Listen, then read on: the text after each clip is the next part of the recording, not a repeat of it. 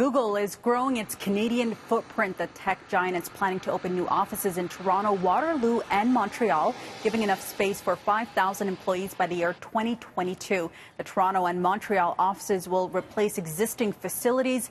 The new Toronto location will be in the Yonge and King area. You won't have to search very far to find it. Some good news, definitely. Yeah, maybe I'll take a taxi right there.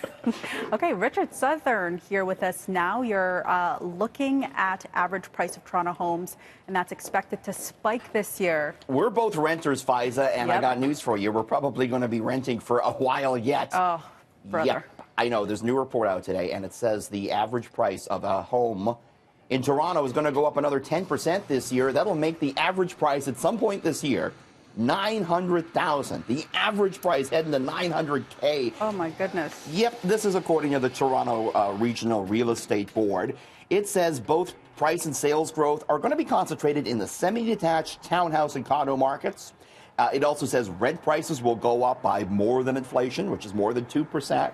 Currently, an average one-bedroom condo rents for $2,200. The outlook from the board comes as it reported what was a hot January for Toronto housing. The average selling price above $839,000, up more than 12% from last year. So all the stress tests, Faiza, all the stuff they tried to do to cool the market, it's not happening. Interest rates are still low, and prices are going on up. Will it ever stop? Doesn't look like it. Just stay still for a year. You know, give us time to catch up. Seriously, for me and Faiza, come on. Okay, we're getting a new look at just how much money the TTC loses through fare evasion. Uh-oh.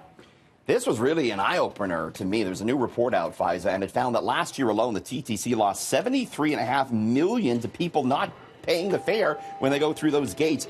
Get this, the TTC Audit Committee found 5.7% of all riders don't pay a cent. Oh. They sneak on. Have you ever seen someone sneak on? Never, wouldn't dream of it. Don't even think about it, Richard. Not you, but I've seen other people do it.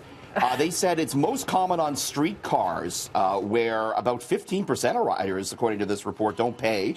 Subways were second, 2.4% of riders don't pay there. It goes up for those stations that aren't manned. Buses, 6.3% of people don't pay. As for what the TTC is going to do about it, Faiza, they said they're going to put more fare inspectors, and some of them are going to be undercover so that you don't know who they are. And if they ding you, it's more than $400, the fine. I don't even know how you could sneak on the subway without. I've seen people push open those plastic gates and go through in stations that aren't manned. I've seen that quite a few times. Really? Yeah. Uh-oh, okay. Well, this is a slow time of year for domestic travel, but one discount airline is trying to change that. Yeah, if you really want to go and be a jet setter, this might be for you. Flair Airlines, this discount startup, it's selling a flight pass for $700 that allows for unlimited flights in Canada. There's a there's a $500 one that includes some blackout dates, Faiza. Now, you got to keep in mind, these guys, they only fly to Vancouver, Abbotsford, Kelowna, Edmonton, Calgary, Winnipeg, and Hamilton. So the closest to us is Hamilton. Still, it's a good deal, and it kind of underscores the competition we're seeing in that discount market. We had Swoop, another upstart airline, offering dollar flights before taxes and fees a couple of days ago, too. So if you want to go and see Canada, Faiza, that might be for you. This is great. I like this because I often complain about how expensive it is to travel in Canada, and it's basically the same price as going to Italy or something. So you go to Europe, and they actually have those, $2 flights. Here, it's taxes and the fees really ding you in Canada. Okay, well, that's great. Okay, last but not least, will we be seeing any changes at the gas pumps tonight? No change for gas tonight, and stay tuned. Faiza and I are back just a little bit after 6:30. We're looking at some discontinued 90s food and beverages that are making a comeback. Stay tuned for that. Okay, we'll talk to you again in the next hour. Thank you.